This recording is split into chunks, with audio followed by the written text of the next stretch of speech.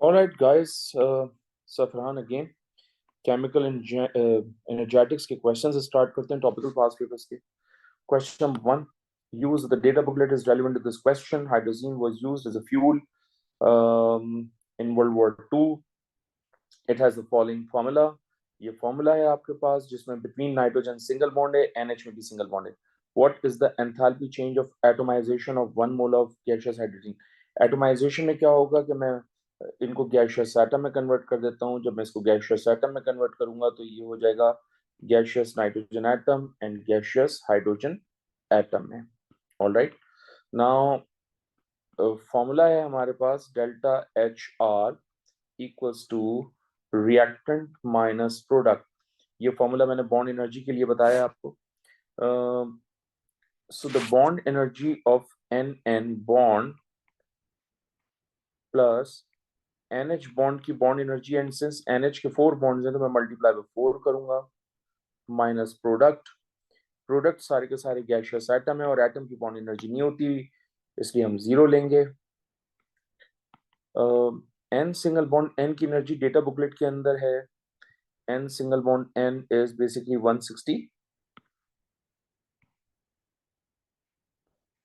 और NH की bond energy है गाइस हमारे पास NH इज 390. सो 390 को हम मल्टीप्लाई कर देते हैं 4 से, minus 0. So 390 times 4 plus 160 is going to be 1720. So delta HR is going to be 1720 kilojoules per mole because 1 mole compound को हमने atomize किया, and atomization is always endothermic, which is why sign has to be positive. So guys, answer is going to be B. Next question is the following energy cycle represents the enthalpy changes in the formation of carbon dioxide from its constituent elements in their standard state. So हम equation लिख के दिखा देते हैं आपको. That's what we have done in the class. Under standard condition ये solid, oxygen से reaction करेगा, under standard condition gas, convert हो जाएगा carbon dioxide gas में. Okay. Now the question is what substances are present at level Y in this diagram. So this is the energy cycle. Energy cycle construct करने के लिए what we can do is कि हम different colour use कर लेते हैं.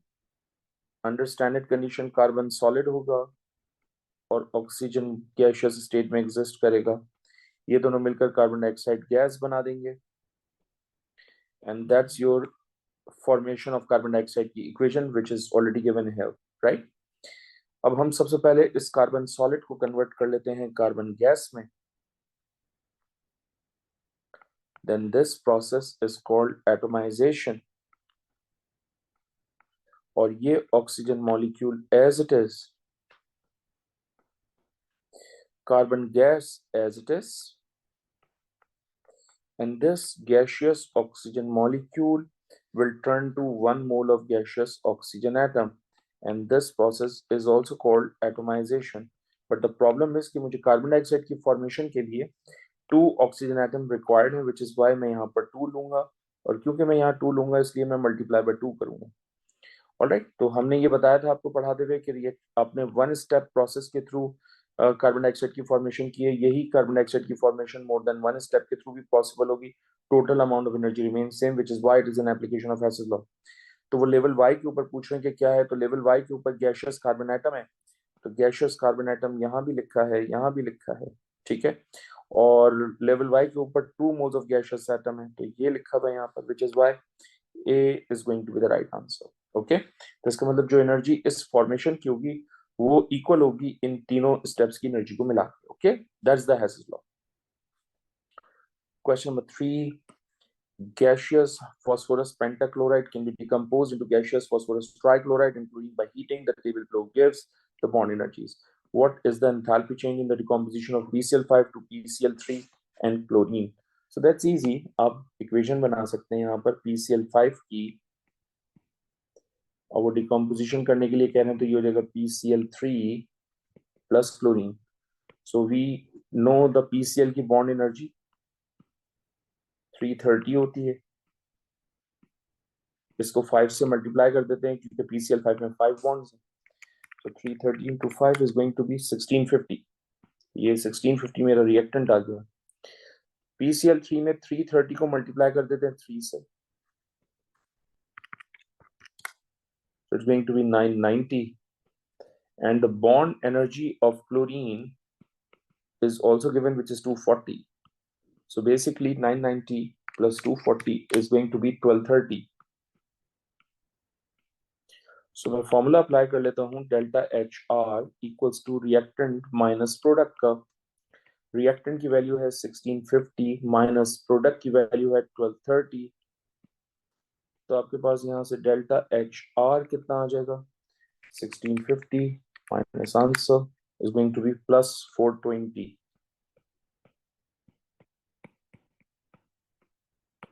kilojoules per mole. So right answer is D. Now the next question is, iodine trichloride is made by reacting iodine and chlorine.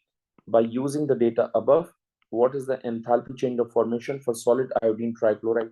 याद रखिएगा कि जब भी फॉर्मेशन की डिस्कशन करते हैं ना, हम जानते हैं कि हम 1 मोल ऑफ कंपाउंड को फॉर्म करते हैं.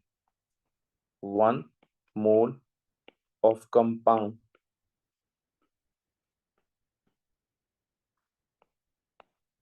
Is form. ठीक है. सो ICl3 1 mole of compound form होना चाहिए. ठीक है. तो ये ICl3 1 मोल फॉर्म हुआ है. किसके थ्रू हुआ है? ICl के थ्रू हुआ है. आप नोट करें, यही ICl जो है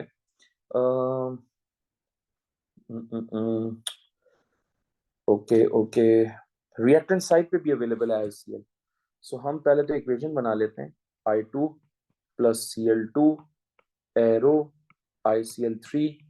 ये आपका 1 मोल ऑफ ICl3 फॉर्म हो गया सॉलिड. अंडर स्टैंडर्ड कंडीशन इसको हाफ करना है हमने और इसको 3/2 करना है 1 मोल रखने के लिए. ठीक है. So what we can do is कि आप यहां पर चेक करो, हमारे पास 2 मोल्स ऑफ ICl है. ऑलराइट. और यहां पर 1 मोल ऑफ ICl है. तो जाहिर सी बात है 1 मोल करने के लिए मैं इस 14 को डिवाइड कर दूंगा. 2 mole of ICl has plus 14 kilojoules per mole, right? So भाई अगर सेकेंड इक्वेशन में 1 मोल ऑफ ICl है तो एनर्जी कितनी होनी चाहिए? प्लस 14/2 होनी चाहिए, विच इज प्लस 7 kilojoules पर मोल. तो देखो ये आपके पास कितनी है? -88. और यहां से आपको कितना मिला है? +7. तो -88 + 7 is going to be plus -81. तो C is going to be the right answer. Okay. So what we can do is कि हम इसको 2 से डिवाइड कर लेते हैं पहली इक्वेशन को. थोड़ा सा और डिटेल में देख लेते हैं. तो जब हम 2 से डिवाइड करेंगे तो ये हो जाएगा हाफ I2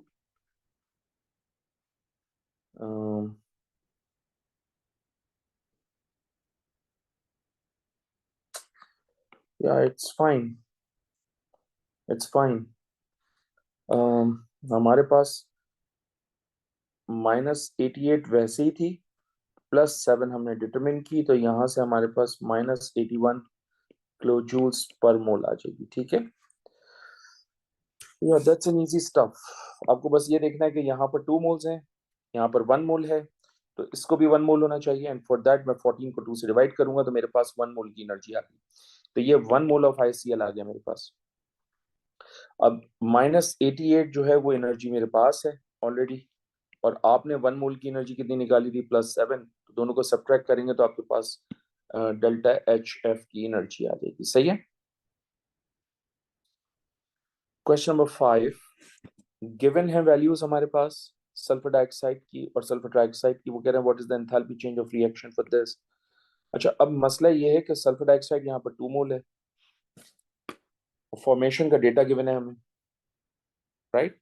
तो हम एक काम करते हैं, हम इन इक्वेशंस को दोबारा से लिख लेते हैं. 2SO2 प्लस O2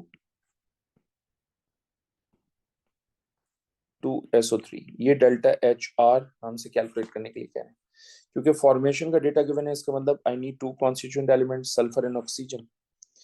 एरो की डायरेक्शन अपवर्ड। सल्फर डाइऑक्साइड की वैल्यू हमें गिवन है -297, क्योंकि सल्फर डाइऑक्साइड के 2 मोल्स हैं इक्वेशन में, इसलिए मल्टीप्लाई बाय 2 करेंगे हम। ठीक है। सल्फर ट्राइऑक्साइड हमारे पास है -395, एंड ऑब्वियसली उसके पास भी 2 मोल्स हैं, इसलिए मल्टीप्लाई बाय 2 करेंगे हम क्लॉकवाइज डायरेक्शन में एक एरो बना लेते हैं, सॉल्व कर लेते हैं। ये दोनों वैल्यूज जो हैं वो प्लस, क्योंकि क्लॉकवाइज से मैच कर रही हैं, ये वैल्यू माइनस इक्वल टू 0 करेंगे, तो ये हो जाएगा delta H R plus -297 times 2 minus -395 times 2 equals to 0। तो यहाँ से delta H R minus 297 times 2, 297 times 2, 594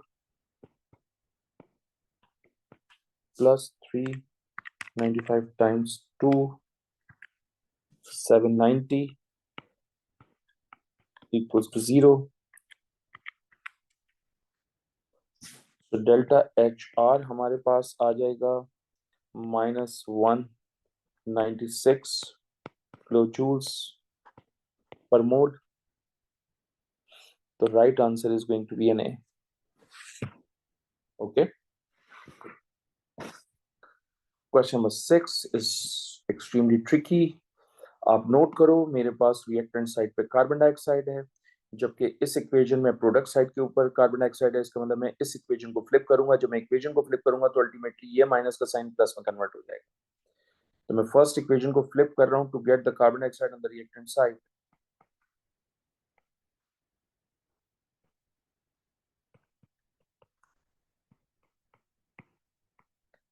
and delta H is going to be plus 283. Okay. आप नोट करें यहाँ पर हाइड्रोजन जो है वो रिएक्टेंट साइड पे, जबकि यहाँ पर भी हाइड्रोजन रिएक्टेंट साइड पे। इसका मतलब इस सेकंड इक्वेशन को मैं फ्लिप नहीं करूंगा, इसको एज इट इज कॉपी करूंगा। तो ये हो जाएगा hydrogen gas plus half O2 gas arrow H2O liquid, और आपके पास डेल्टा H कितना आ जाएगा -286। Now what we can do is कि हम इन दोनों इक्वेशंस को कंबाइन करते हैं, एडजस्ट करते हैं। आप नोट करो, ये प्रोडक्ट साइड पे हाफ O2 है, ये रिएक्टेंट साइड पे हाफ O2 है, दोनों कैंसिल हो जाएंगे। सो आपके पास इक्वेशन होगी CO2 gas plus H2 gas arrow CO gas plus H2O liquid, और यहां से डेल्टा H की value is going to be -3। Alright, इन दोनों को सब्ट्रैक्ट करेंगे तो -3 आ जाएगा। अब आप नोट कीजिए कि हमारे पास स्टीम जो है वो प्रोडक्ट साइड पे, जबकि थर्ड इक्वेशन में स्टीम जो है वो रिएक्टेंट साइड पे। इसका मतलब मैं इस इक्वेशन को फ्लिप करके लिखूंगा। तो मैं इस इक्वेशन को फ्लिप करके लिखूंगा तो ये हो जाएगा H2O liquid arrow H2O gas. अब इक्वेशन को फ्लिप किया तो डेल्टा H की वैल्यू भी फ्लिप होगी, which is going to be +44। So obviously मेरे पास फाइनल इक्वेशन क्या होगी, ये लिक्विड इस लिक्विड वाटर से cancel. So final equation is going to B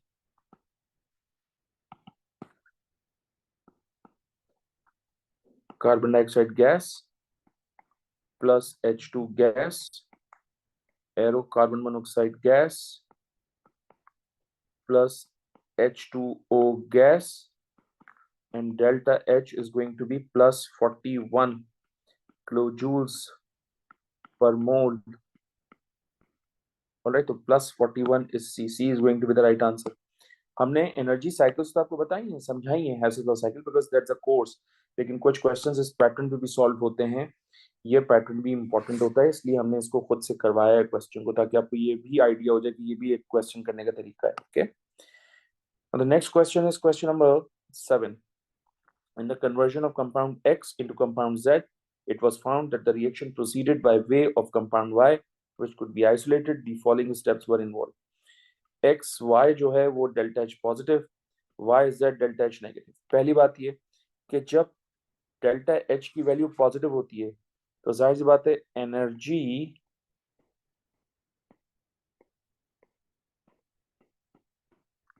of product, बल्कि आप इस तरह से देखें, energy of product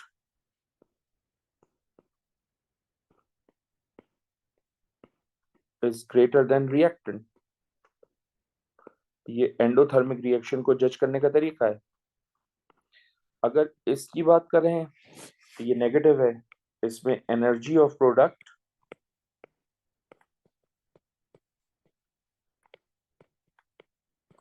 is less than that of the reactant.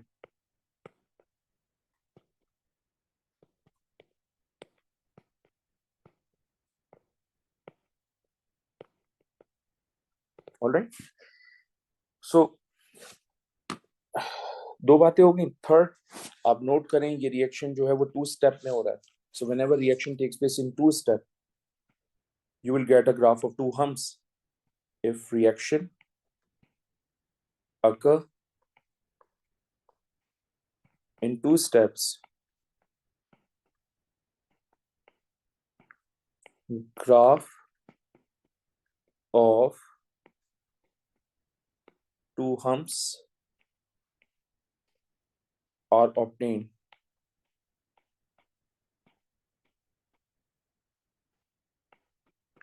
Alright, इसका मतलब ऑप्शन बी और ऑप्शन सी गलत, क्योंकि ये 1 हम के ग्राफ है। अब competition exist between A and D, तो आप जानते हैं कि y की एनर्जी जो है वो x से ज्यादा होगी, because energy of product is greater than that of reactant, वो ये दिया हुआ है ना। और फिर z की energy is lower than that of y, तो वो ये दिया हुआ है z की energy is lower than that of y, which means a is going to be the right answer, क्योंकि ये प्रॉपर फिट कर रहा है एक्सप्लेनेशन को, इन दोनों पॉइंट्स को। एक और बात, ये आपका प्रोडक्ट है और ये y आपका रिएक्टेंट है, तो अगर रिएक्टेंट और प्रोडक्ट दोनों सेम हो जाएं तो इसका मतलब वो इंटरमीडिएट होते हैं, and intermediate always exist in the valley between the two humps. Okay, so ये बात भी प्रूफ हो रही है यहाँ पर। Question number 8, titanium occurs naturally as the mineral rutile. One possible method of extraction of titanium is to reduce the rutile by heating with carbon. The standard enthalpy changes of formation of TiO2 and carbon monoxide are this and this respectively. The standard enthalpy change of this reaction. तो guys आपको formation का data given है। Okay, so what we can do is कि हम equation बना लेते हैं, TiO2 plus 2 carbon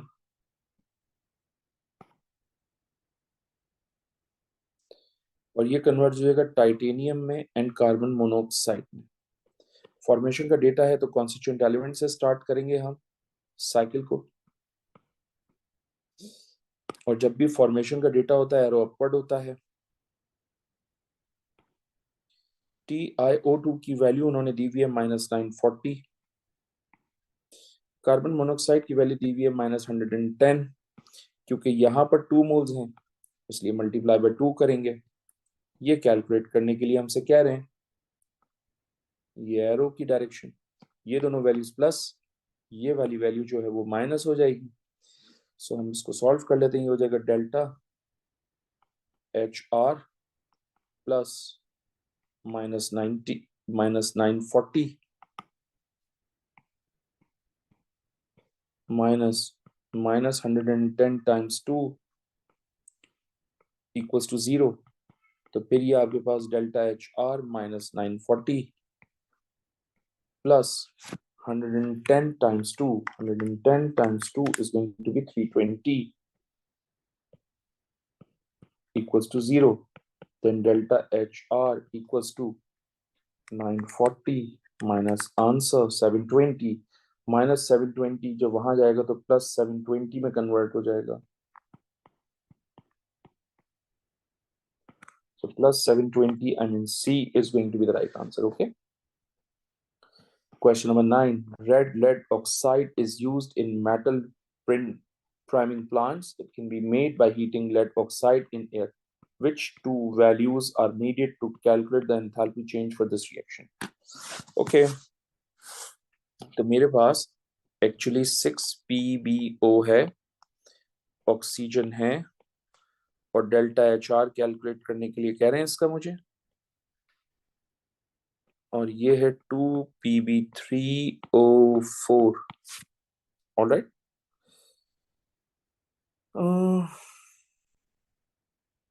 obviously guys, इन compounds की फॉर्मेशन के लिए मुझे कॉन्स्टिट्यूएंट एलिमेंट्स चाहिए, मुझे लेड चाहिए, मुझे ऑक्सीजन चाहिए, और हम जानते हैं कि ये दोनों मिलकर इस प्रोडक्ट में भी कन्वर्ट हो सकते हैं, लेड टू ऑक्साइड में भी कन्वर्ट हो सकते हैं. सो ये हो जाएगा फॉर्मेशन ऑफ PbO. तो फॉर्मेशन ऑफ PbO यहां लिखा है, यहां लिखा है, और ये हो जाएगा formation of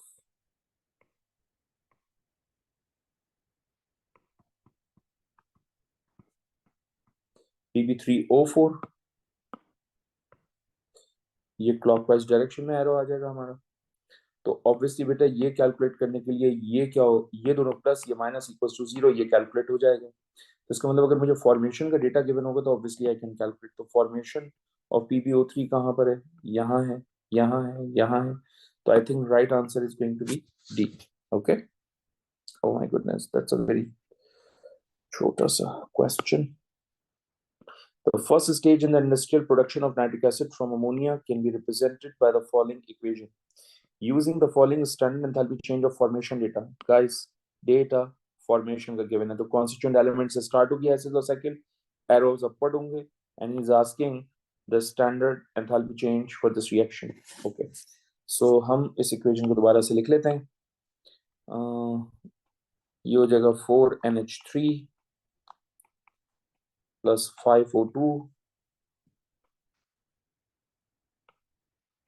4NO plus 6H2O. तो कॉन्स्टिट्यूएंट एलिमेंट्स के लिए I need nitrogen, hydrogen and oxygen. ये भी अपवर्ड एरो, ये भी अपवर्ड एरो.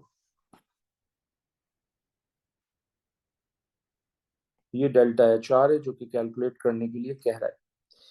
अमोनिया की फॉर्मेशन की वैल्यू हमें गिवन है -46.1, क्योंकि अमोनिया के 4 मोल्स हैं इक्वेशन में, इसलिए मल्टीप्लाई बाय 4. NO की इक्वेशन हमें वैल्यू गिवन है +90.3. NO के 4 मोल्स हैं इक्वेशन में, इसलिए multiply by 4. Water is -241.8. Since it has 6 moles in the equation, into 6 करूंगा clockwise direction में arrow. तो ऑब्वियसली ये दोनों वैल्यूज प्लस, ये दोनों वैल्यूज माइनस, इक्वल्स टू 0 कर लेंगे. तो अरेंज करते हैं डेल्टा H5R प्लस, चलें डायरेक्ट लिखने की कोशिश करते हैं, -461.4, 46.1 into 4 is going to be -184.4. okay, then minus plus minus 90.3 into 4 is going to be 361.2 minus 241.8 into 6. ये माइनस माइनस प्लस हो जाएगा, तो ये हो जाएगा 1450.8 equals to 0. Okay, -361.2, that's the answer, -184.4. so delta HR की value is basically -905.2 kilojoules per mole. मेरे पास जगह नहीं थी, मैंने जल्दी कर दिया है. I hope it makes sense to you. You can check the calculation even. Okay, वैसे तो आंसर +905.2 आएगा, बट इक्वल्स टू के 0 पे 0 की तरफ जाएगा तो माइनस हो जाएगा. ओके, ये याद रखिएगा. Question number 11. four reactions or types shown are studied at the same temperature, what is the correct reaction pathway diagram for the reaction that would process most rapidly and with the highest yield? And with the highest yield. Okay, दो चीजें हैं, बल्कि तीन। पहली बात कि दो substances मिलकर एक बना लें, तो एक्सोथर्मिक रिएक्शन है ये। पहली तो बात ये हो गई, बिकॉज बॉन्ड फॉर्मिंग प्रोसेस है,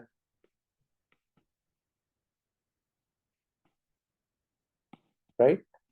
टू सब्सटेंसेस मिलकर एक प्रोडक्ट बनाए, इसका मतलब बॉन्ड फॉर्मेशन हो रही है।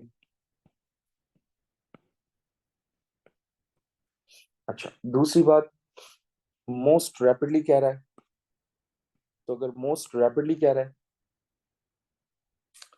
तो इसका मतलब ये फास्टर होगा रिएक्शन रेट, और जब रिएक्शन रेट फास्टर होता है तो एक्टिवेशन एनर्जी लोअर होती है।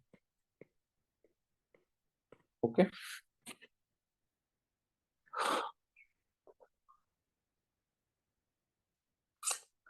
सो जब एक्सोथर्मिक रिएक्शन होता है तो बॉन्ड फॉर्मेशन होती है, और आप जानते हैं कि in exothermic reaction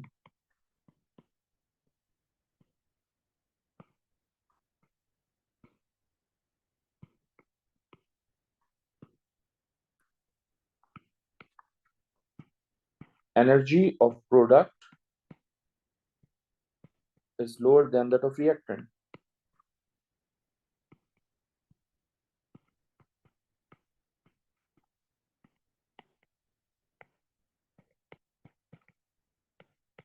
Okay, so obviously energy of product is lower than that of reactant. On the basis of that, A भी गलत एंड ऑब्वियसली बी भी गलत, क्योंकि दोनों में प्रोडक्ट की एनर्जी ज्यादा है। प्रोडक्ट की एनर्जी जो है वो या सी में भी कम है और डी में भी कम है, और एक्टिवेशन एनर्जी किस में कम है? ऑब्वियसली सी के अंदर कम है। So C is going to be the right answer. इसमें एक्टिवेशन एनर्जी हायर है, higher activation energy. Okay. Question number 12. Some bond energy values are listed below. These bond energy values are related to the following four reactions. Okay, bromine से bromide बना, तो यहाँ पर okay, let's read the question. What is the order of enthalpy changes of these reactions from most negative to most positive? That's a huge question, I must say. इस पे तो working बहुत ज्यादा है, तो चले कर लेते हैं, कोई इशू नहीं है। ये bromine is converting into bromine atoms, right. तो डेल्टा एच आर अगर मुझे इसका निकालना है तो प्रोडक्ट रिएक्टेंट माइनस प्रोडक्ट का फॉर्मूला लगाएंगे। This is your reactant, this is your product. Product की एनर्जी जीरो, रिएक्टेंट की energy is bond energy of bromine, तो bond energy of bromine is basically where 193। सो आप यहाँ पर लिख दीजिए प्लस 193, बिकॉज बॉन्ड ब्रेकिंग हो रहा है, तो bond breaking is always endothermic. ये मेरे लिए पी का आ गया, ठीक है। इसके बाद हमारे पास एक क्यू। क्यू में देखिए आप, 2Cl is converting into Cl2। तो अगर आप डेल्टा एच आर की वैल्यू लेंगे तो उसमें रिएक्टेंट जो है वो जीरो, और प्रोडक्ट जो है वो क्लोरीन, एंड क्लोरीन की बॉन्ड एनर्जी गाइस 242। तो आप यहाँ लिखेंगे 242, तो यहाँ से डेल्टा एच आर की वैल्यू मेरे पास आ जाएगी -242। ये क्यू हो गया, ठीक है। Let's talk about R. R में हमारे पास है CH3 plus Cl is converting into CH3Cl. Take out the bond energy of CH which is 410 into 3 करूंगा, so मेरे पास रिएक्टेंट कितना आ जाएगा? 410 into 3 is going to be 1230। Chlorine को यूज नहीं करेंगे क्योंकि वो एटम फॉर्म में। यहाँ पर CH की एनर्जी कितनी हो? CH3 है, तो यहाँ पर 410 टाइम्स 3 कर लेंगे, तो ये हो जाएगा 1230, जिसको मैं एक्चुअली कैंसिल कर सकता हूँ, but let's work on it first. Carbon chlorine का बॉन्ड है, कार्बन क्लोरीन की बॉन्ड एनर्जी होती है CCl CCl CCl CCl CCl 340 होती है, ऑलराइट। तो 340 कर लेते हैं। तो इन दोनों को जरा ऐड करें, plus 340 and 1230 is going to be 1570। Okay, so हम क्या करते हैं, हम यहाँ पर delta H R equals to reactant लेते हैं 1230 और प्रोडक्ट लेते हैं 1570। तो यहाँ से डेल्टा एच आर की वैल्यू क्या आती है मेरे पास, -1230 इज गोइंग टू बी -340। सही है, हमारा आर हो गया। आर के बाद हमारे पास एस है, और एस में हमारे पास है मीथेन। ये कन्वर्ट हो रहा है CH3 में और हाइड्रोजन एटम में। मीथेन में कार्बन हाइड्रोजन की bond energy is 410। 4 bonds into 4 करूंगा, सो 410 times 4 is going to be 1640। और यहाँ पर CH की है 410 टाइम्स 3 is basically 1230। तो अगर मुझे डेल्टा एच आर निकालना हो तो ये हो जाएगा 1640 माइनस 1230। सो ये हो जाएगा आपके पास -1230 इज गोइंग टू बी +410। सही है। तो गाइस आपके पास पी की एनर्जी कितनी आ गई है, +193। आपके पास क्यू की एनर्जी कितनी आ गई है, -242। आपके पास आर की एनर्जी कितनी आ गई है, -340। और आपके पास एस की एनर्जी कितनी आ गई है, +410। वो कह रहे हैं most negative to most positive, तो मोस्ट पॉजिटिव तो एस है, तो एस ये रहा, एस ये रहा। मोस्ट पॉजिटिव तो ये हो गया, और मोस्ट नेगेटिव जो है वो आर है, तो मोस्ट नेगेटिव तो आर ये रहा। तो right answer is going to be C. Okay, most positive देखा मैंने, मोस्ट नेगेटिव देखा मैंने। मोस्ट नेगेटिव जो है वो आर है क्योंकि वो मोर एक्सोथर्मिक है, और मोस्ट पॉजिटिव जो है वो एस है क्योंकि वो मोस्ट एंडोथर्मिक है। On the basis of that most negative is R and most positive is S. And so C is going to be the right answer. Question number 13.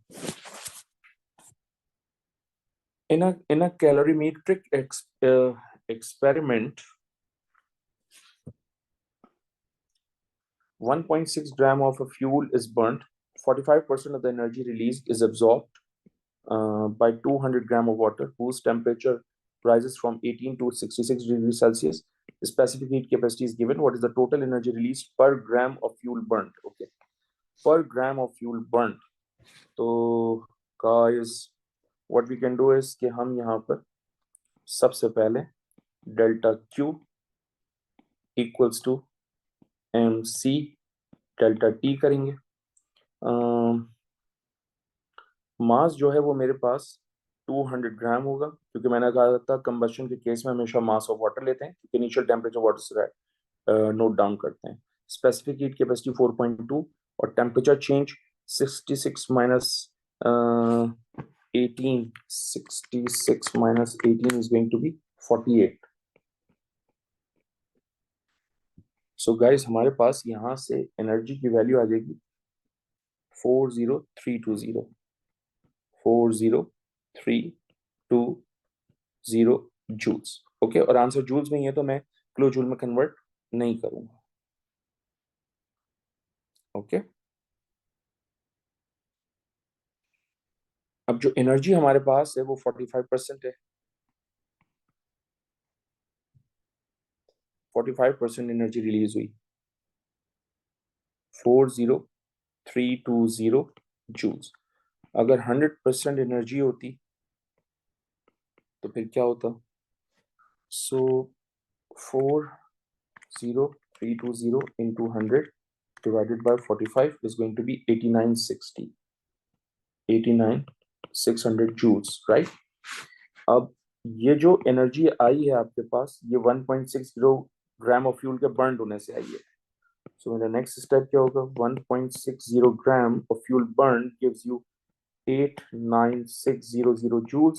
वो कह रहा है पर ग्राम, तो इसका मतलब 1 ग्राम में कितनी होगी, तो 89600 divided by 1.60 is going to be 56,000 joules.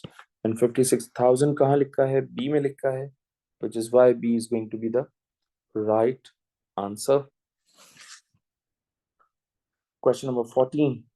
Enthalpy changes of combustion can be used to determine enthalpy changes of formation. The following equation represents the enthalpy change of formation of butane by using the following standard enthalpy change of combustion. Data, what is the value of the standard enthalpy change of formation? तो combustion का data given formation की, तो formation की equation हमें खुद से construct करनी, अच्छा वो भी दी हुई एग्जामिनर ने सरप्राइजिंगली, तो ये ले लेंगे हम 4 कार्बन प्लस 5H2, ये हमें कैलकुलेट करने के लिए कह रहे हैं, फॉर्मेशन है ये, और ये हो जाएगा C4H10 as per instructions given in the class. जब कंबशन का डेटा होता है एरो डाउनवर्ड होते हैं.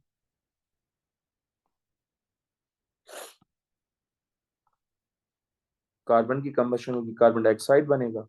हाइड्रोजन की कंबशन बनेगी, वाटर बनेगा. और जब हाइड्रोकार्बन की कंबशन होती है, कार्बन डाइऑक्साइड वाटर दोनों बनते हैं. कार्बन की वैल्यू दी हुई है -394, क्योंकि उसके 4 मोल्स हैं इसलिए मल्टीप्लाई बाय 4 करूंगा. हाइड्रोजन की वैल्यू दी हुई है -286, क्योंकि उसके 5 मोल्स हैं इसलिए मल्टीप्लाई बाय 5 करूंगा. ब्यूटेन की वैल्यू दी हुई है -2877. हम क्लॉकवाइज डायरेक्शन में एक एरो बना लेते हैं. तो ये हो जाएगा आपके पास डेल्टा एच एफ. ऑलराइट, ये दोनों वैल्यूज क्या लेंगे हम प्लस, ये दोनों वैल्यूज क्या लेंगे हम माइनस, क्योंकि क्लॉकवाइज से मैच हो रही है. तो ये हो जाएगा माइनस प्लस -2877 माइनस 394 टाइम्स 4 कर देता हूँ. 394 times 4 is going to be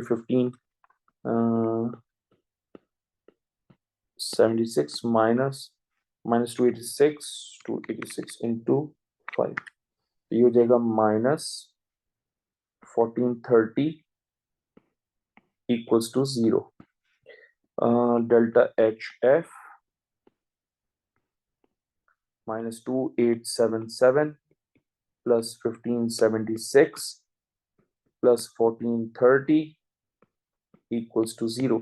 तो 1430 plus 1576, तो ये हो जाएगा delta H5F -2877 plus 3000 equals to 0. तो यहाँ से standard enthalpy change of formation हमारे पास है -2877. So it's going to be +129. जब वो इक्वल्स टू के राइट हैंड साइड पे जाएगा तो -129 हो जाएगा. तो -129 B is going to be the right answer. Ouch. Yeah, सही है. Question number 15. Methanol may be prepared by the reaction between carbon monoxide and hydrogen. The relevant average bond energies are given below. What is the enthalpy change for this reaction? मैंने आपसे कहा था कि जब भी कोई इक्वेशन मिलेगी open करके लिखोगे. कार्बन मोनोऑक्साइड को ओपन करोगे, carbon monoxide has triple bond. If you remember, hydrogen को हम इस तरह से लिखेंगे, CH3OH कह रहे हैं, CH3OH को ओपन करके इस तरह से लिखोगे ना. कार्बन मोनोऑक्साइड की बॉन्ड एनर्जी कितनी है हमारे पास? Carbon monoxide bond energy, carbon monoxide C triple bond O given ही नहीं है क्या? How come? C single bond O is given, C double bond O is given, but what about carbon monoxide? Carbon monoxide is not given. How come? There's a new data booklet, which is why there is some sort of changes. Am I missing some data? Carbon monoxide. Carbon monoxide. Oh my God, I'm so dumb. Carbon monoxide data is already given, 1077. Okay, hydrogen का data is also given 436 multiply by 2. So इन दोनों को add कर दीजिए आप multiply करने के बाद 436 times 2, 436 times 2 plus 1077 is going to be 11. 436 times 2 plus 1077 is going to be 1949. Let's talk about reactant. CH की बॉन्ड एनर्जी होती है 410, उसको मल्टीप्लाई बाय 3 करो तो ये हो जाएगा 1230. Okay. C single bond O की bond energy is given 360 and O single bond H की बॉन्ड एनर्जी इज गिवन 460. इन सबको ऐड कर दीजिए. आई होप मैंने कोई बॉन्ड मिस नहीं किया हो. तो 1230 plus 360 plus 460 is going to be 2050. तो ये आपका प्रोडक्ट और ये आपका रिएक्टेंट. फॉर्मूला अप्लाई करते हैं. Delta H R equals to reactant minus product 1949 minus 2050.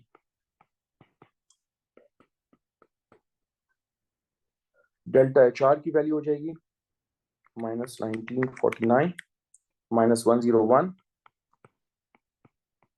kilojoules per mole. The right answer is B. Okay, question number 16. Use of the data booklet is relevant to this question. Okay. The enthalpy change of formation of hydrated calcium ion is the enthalpy change of the following reaction. So this is the main equation actually, जिसकी discussion करने के लिए वो कह रहे हैं, जिसकी energy calculate करने के लिए वो हमसे कह रहे हैं. Let's see what he has given in the data. The following enthalpy changes are not quoted in the data booklet. Okay, ये तो एटोमाइजेशन ऑफ कैल्शियम है और ये हाइड्रेशन है. मुझे कैसे पता चला ये लिखा हुआ भी है हाइड्रेशन. चले, लिखा हुआ है इसमें. When gaseous ions are dissolved in large amount of water, then the enthalpy change is hydration. तो अगर वो लिखता भी नहीं तब भी मैं इस कॉन्सेप्ट को अप्लाई करके जज कर सकता था. ओके. द थिंग इज कि कुछ वो क्या कहना चाह रहे हैं हमसे, calculate the enthalpy change of formation of hydrated calcium ion. Okay, तो कैल्शियम आयन की हमें यानी इस मेन इक्वेशन की हमें कैलकुलेशन करनी है. ओके. बहुत सिंपल सा है, मुश्किल तो नहीं लग रहा मुझे ये. देखो ये है कैल्शियम सॉलिड और ये कन्वर्ट हो रहा है गाइस कैल्शियम गैस में. ओके. और इसकी वैल्यू है प्लस 177. अब जाहिर सी बात है, आप जानते हैं कि यहाँ पर कैल्शियम आयन है, इसका मतलब इस कैल्शियम गैस से आयोनाइजेशन का प्रोसेस हुआ होगा. और क्योंकि आयोनाइजेशन का प्रोसेस हुआ होगा तो एज पर एग्जामिनर आयोनाइजेशन इस तरह से लिखी है हमने. और आयोनाइजेशन फर्स्ट और सेकंड कंबाइंड मैंने लिखी है, तो मुझे इसकी बॉन्ड एनर्जी की आयोनाइजेशन एनर्जी की वैल्यू चाहिए 1150 590. Just hold on a second. 1150 plus 590. Okay, so ये हो जाएगा 11 प्लस 1150 प्लस 590. ये मर्ज होकर आपके पास वैल्यू आ रही है 1740. ठीक. अच्छा, एक बात और, जब हम आयोनाइजेशन करते हैं तो हम इलेक्ट्रॉन्स एक्चुअली यहाँ पर लिखते हैं, राइट. और वो सबसे इजीएस्ट वे है. बट प्रॉब्लम ये है कि आप यहाँ पर इलेक्ट्रॉन +2e करके लिखो या यहाँ पर -2e करके लिखो, it doesn't make any difference, एक ही बात है. तो एग्जामिनर ने थोड़ा सा कंफ्यूज करने के लिए हमें इस मेन इक्वेशन में -2 इलेक्ट्रॉन यहाँ लिख के दिया था. तो instead of writing 2 electron here, मैंने एग्जामिनर के फॉर्मेट को फॉलो करते हुए +2 इलेक्ट्रॉन को यहाँ -2 इलेक्ट्रॉन की फॉर्म में लिखा है. ठीक है. हमारे पास थर्ड इक्वेशन है calcium gaseous ion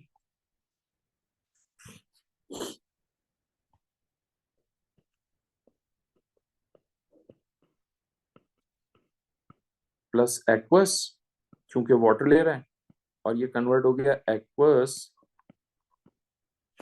calcium ion में. और इसकी वैल्यू कितनी दी हुई है हमें, 1565. Okay.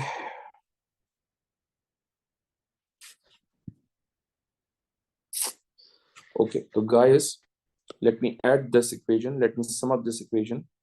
अगर आप थोड़ा सा समझदार हैं तो आप नोट करें. मुझे तो ये इक्वेशन बनानी है, राइट? सो आप नोट करें, इस इक्वेशन को बनाने के लिए ये दोनों कैंसिल हो जाएंगे क्योंकि ऑपोजिट साइड पे एग्जिस्ट कर रहे हैं.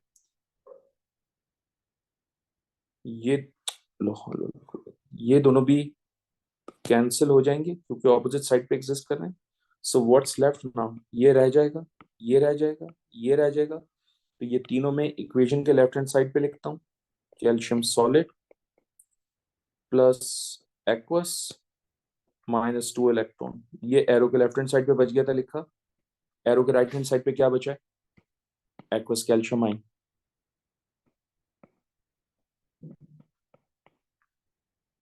सही है. यहां से मुझे डेल्टा एच की वैल्यू चाहिए.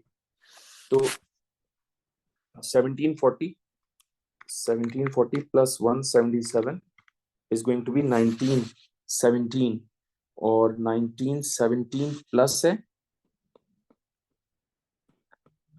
उसको सब्ट्रैक्ट कर दो 1565 से. तो यहां से डेल्टा एच की वैल्यू आ जाएगी. यानी इन इन दोनों इन तीनों को ऐड करके लिख दो. तो ये हो जाएगा माइनस 1565. तो ये हो जाएगा plus 352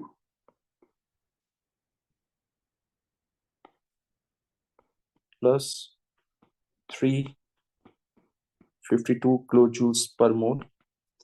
So plus 352 kilojoules per mole is basically D is going to be the right answer. Okay. I hope it makes sense to you कि किस तरह से हमने इस क्वेश्चन को अटेम्प्ट किया. Next 50 cm cube of 2.5 mole per dm cube hydrochloric acid was placed in a polystyrene beaker of negligible heat capacity. Its temperature was recorded and then 50 cm cube of 2.5 mole per dm cube NaOH. तो concentration of NaOH और concentration of HCl, volume of NaOH और volume of HCl same है. ठीक है. तो इसका मतलब number of moles भी सेम आएंगे. The temperature rose by 17 degrees Celsius. The resulting solution may be considered to have a specific capacity of this. What is the approximate value of the molar enthalpy change of neutralization of HC? Molar का मतलब पता है क्या होता है? 1 मोल की calculation. और 1 मोल की कैलकुलेशन का मतलब होता है कि you need to calculate enthalpy change, delta H calculate करो. सो मैं सबसे पहले क्या करूंगा, मैं HCl की कंसंट्रेशन और वॉल्यूम गिवन है, NaOH की कंसंट्रेशन और वॉल्यूम गिवन है, मैं मोल्स निकालूंगा. तो मेरा स्टेप 1 मोल्स ऑफ HCl, मुझे वॉल्यूम गिवन है 50, मुझे कंसंट्रेशन गिवन है 2.5. मैं 1000 से डिवाइड करूंगा तो मुझे मोल्स मिल जाएंगे यहाँ से. और 50 into 2.5 divided by 1000 is going to be 0.125.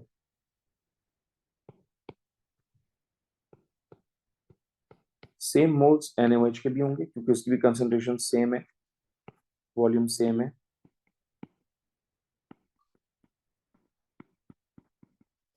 ये हो जाएगा 50 into 2.5 divided by 1000. So it's basically 0.125 moles. इससे पे आगे जाएं, एक पॉइंट और देख लेते हैं. 2.5 divided by 1000 is going to be 0.125. ठीक है. Now the next step is कि मैं डेल्टा Q कैलकुलेट कर लेता हूं, क्योंकि डेल्टा H कैलकुलेट करने के लिए Q तो कैलकुलेट करना जरूरी है. मास न्यूट्रलाइजेशन के केस में HCl और NaOH का जो टोटल वॉल्यूम है वो बेसिकली मास ऑफ सॉल्यूशन बनेगा which is going to be 100. क्योंकि 50 HCl था, 50 NaOH था, total volume 100 cm cube, and since 1 cm cube is equals to 1 gram, which is why 100 cm cube is equals to 100 gram. That's what we have done in the class. Specific heat capacity is 4.2, temperature rose by 17. So यहाँ से आपके पास 100 into 4.2 into 17 is going to be 7140 joules, right? आप okay. Okay.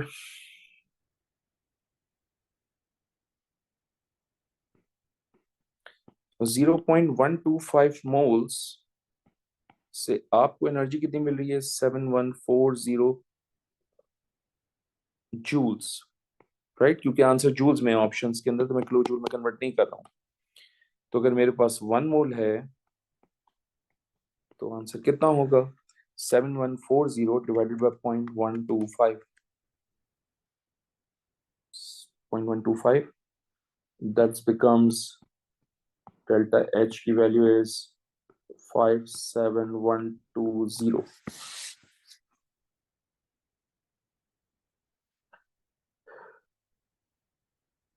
तो 104.2 into 17 divided by 0.125।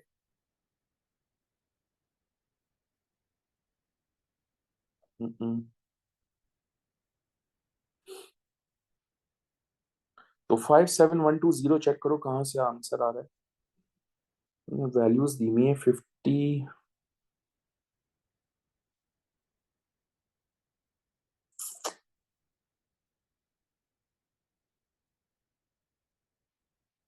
Okay, एक minute, 57120 कहाँ से आ रहा है चेक कर लेते हैं। और ये न्यूट्रलाइजेशन एक्सोथर्मिक होती है, इसलिए माइनस का साइन होगा। तो ये हो जाएगा 100 into 4.2 into 17 divided by 50 times 2.5, 357 आ रहा है। Option D is incorrect.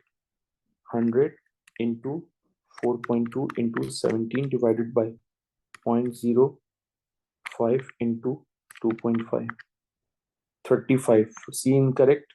50 into 4.2 into 17 divided by 0.1 into 2.5. 2.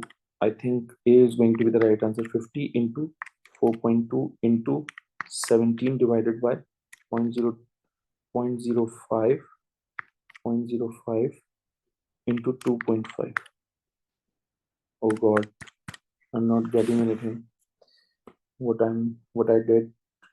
एक मिनट, यहाँ तक कर लिया हमने, सही है। देन हमारे पास है, मैंने सही किया हुआ है, बस कैलकुलेशन का थोड़ा सा इशू आ रहा है। 50 टाइम्स 4.2 इंटू 17, सो ये हो जाएगा बेटा मेरे पास, ये हटा देते हैं एक मिनट के लिए। ये हो जाएगा हमारे पास 3570, इसको डिवाइड करते हैं 0.05 इंटू 2.5, हो जाएगा 0.125।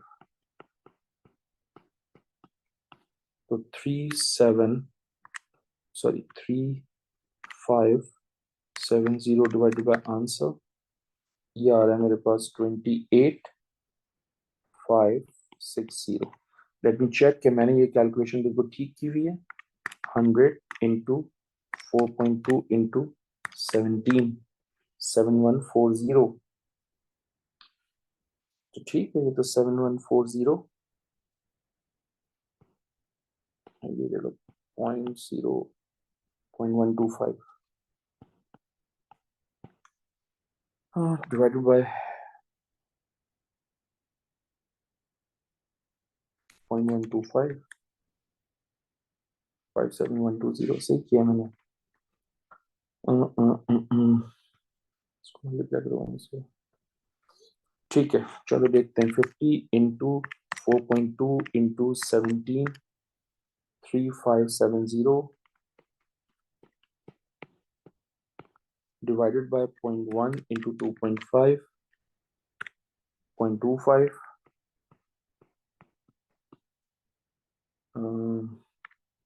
3570 divided by 0.25, 14280।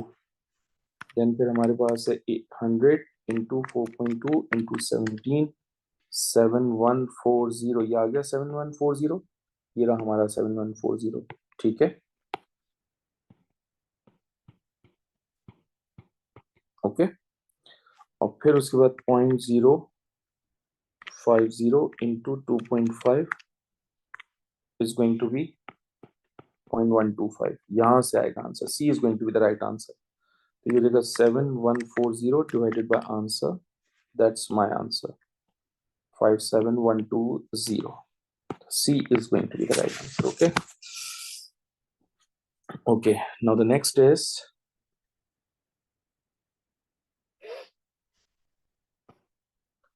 Hess's law can be used to calculate the average CH bond energy in methane. Okay. वो कह रहे हैं standard enthalpy change of atomization, standard enthalpy change of formation, standard enthalpy change of combustion. वो कह रहे हैं which data values are needed in order to perform the calculation. Average bond energy in methane. तो भाई methane की formation सबसे पहले कर लेते हैं क्योंकि हमें फॉर्मेशन की वैल्यू गिवन है. तो मीथेन की फॉर्मेशन के लिए I need constituent elements.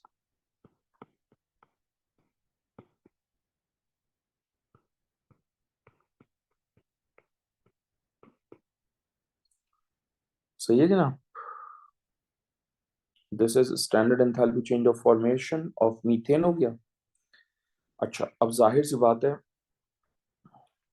Arrow downward formation का डेटा भी है हमारे पास और एटमाइजेशन भी है. सो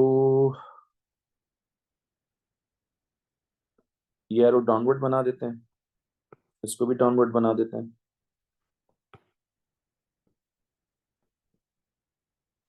Carbon solid will turn to carbon gaseous atom and hydrogen molecule will turn to gaseous hydrogen atom. I hope it makes sense to you, right?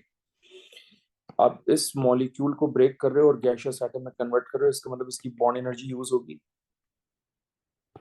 तो इसका मतलब बॉन्ड एनर्जी ऑफ CH,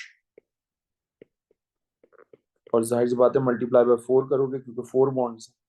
ठीक है. कार्बन सॉलिड से gas गया तो इसका मतलब एटोमाइजेशन ऑफ कार्बन है.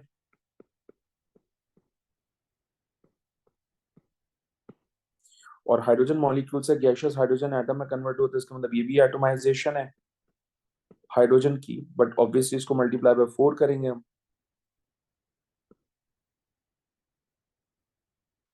ओके. क्योंकि 4 गैसियस एटम फॉर्म हुए हमारे पास. तो एटोमाइजेशन ऑफ कार्बन चाहिए मुझे, जो कि यहां भी लिखा है और यही लिखा है फिलहाल. तो एटोमाइजेशन ऑफ हाइड्रोजन चाहिए, ये लिखा हुआ है. और फॉर्मेशन ऑफ मीथेन चाहिए, ये लिखा हुआ है. एंड ऑब्वियसली मुझे ये कैलकुलेट करने के लिए कह रहे हैं. Okay.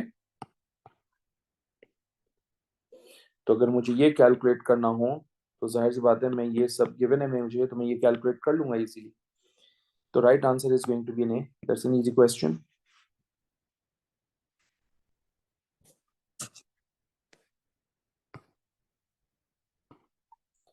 A student calculated the standard enthalpy change of formation of ethane using a method based on standard enthalpy changes of combustion. He used correct values for the standard enthalpy change of combustion of ethane -15 and hydrogen. This can be incorrect value for the standard enthalpy change of combustion of carbon. He then performed his calculation correctly. His final answer was this. What did he uses for the standard enthalpy change of combustion? Formation of ethane की बात कर रहे हैं वो, तो सबसे पहले हम क्या करते हैं, हेसेल थर्मोकेमिकल साइकिल कंस्ट्रक्ट कर लेते हैं. सो इथेन की फॉर्मेशन, इथेन का फॉर्मूला होता है C2H6. इसकी फॉर्मेशन के लिए आई नीड 2 एलिमेंट्स, एक है कार्बन और दूसरा है hydrogen. Carbon under standard condition solid, hydrogen under standard condition gas, और ये भी गैस होगा.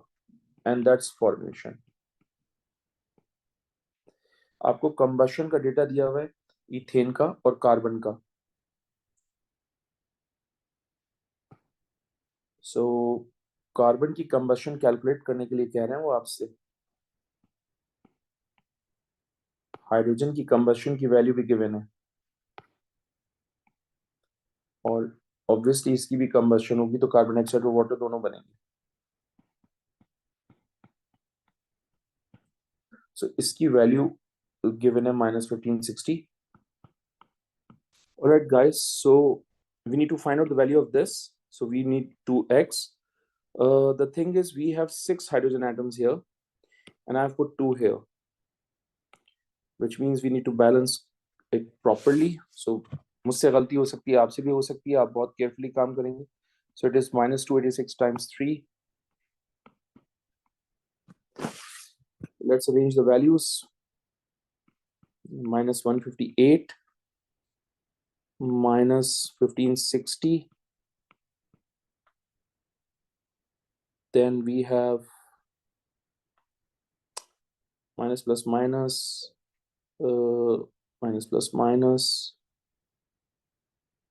plus 2x, minus,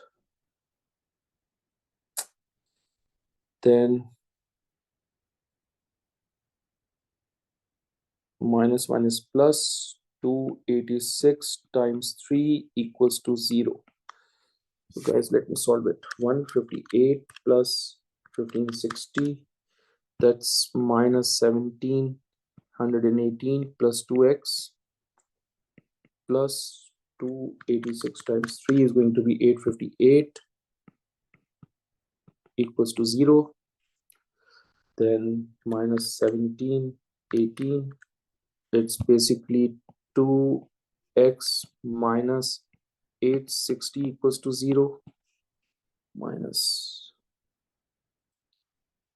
then 2x equals to 860, then x equals to 860 divided by 2, then it's 430. So 430 का आंसर एक ही है, माइनस में ही आना चाहिए. So yes, that's minus actually. Okay.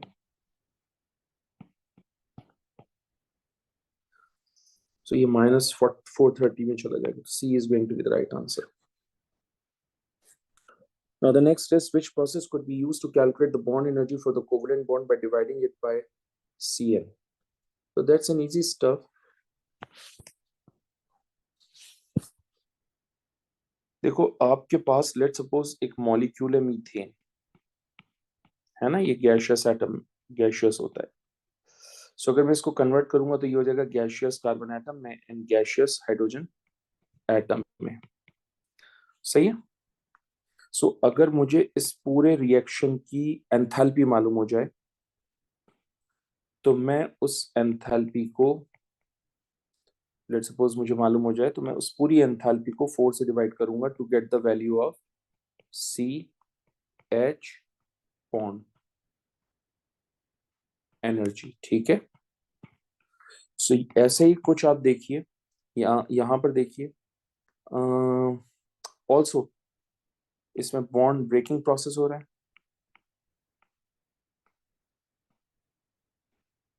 क्योंकि बॉन्ड एनर्जी में बॉन्ड ब्रेकिंग प्रोसेस होता है.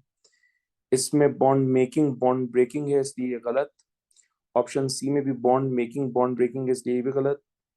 ऑप्शन डी के अंदर भी बॉन्ड मेकिंग है बॉन्ड ब्रेकिंग है, ये भी गलत. तो right answer is going to be an A. Okay, क्योंकि that's the only option in, that's the option A which reflects methane वाली इक्वेशन से. ठीक है, और कोई ऑप्शन हमें नजर नहीं आ रहा. ओके.